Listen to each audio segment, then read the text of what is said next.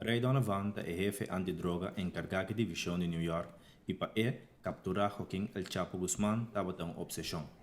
Em sua oficina, ele tem como troféu flanel que o ex-jefe de cartel de Sinaloa estava a investir no momento que a extradité para a América riba 19 de janeiro de 2017.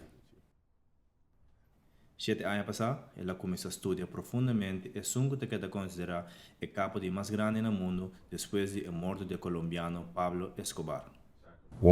No momento que nós começamos a perseguir, ela começou a mover, e não para quieto, e esse estava um reto para nós. Com bom time e depois de anos de trabalho, ela logra identificar El Chapo su provedor, sócio, sicario, abogado e amante. Supervisar para Donovan e informação que conheci na sua captura de 2014 e 2016. Ave está afirmar que a sentença de vida larga e encarcelamento na prisão americana para El Chapo significa justiça não somente para a América, mas também para México. I don't think many people believe that we could capture him. O pena não estava a querer conosco por capturar, mas estava a existir um mito que está quase intocável. Nós a querer e me bisa nós, pois time de pessoas que quer absolutamente que se nos perseguia sem sossego, nós lo por capturar. Put everything together and we pursued him relentlessly, we would capture him. Depois de êxito aqui, a jefe ideia de objetivo novo.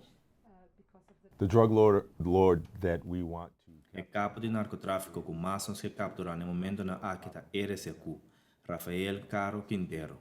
Passou falta, Kiki Camarena, agente de DEA, aquela assassinada de 1985 e DEA lo traz sem stop a detener. DEA will not stop.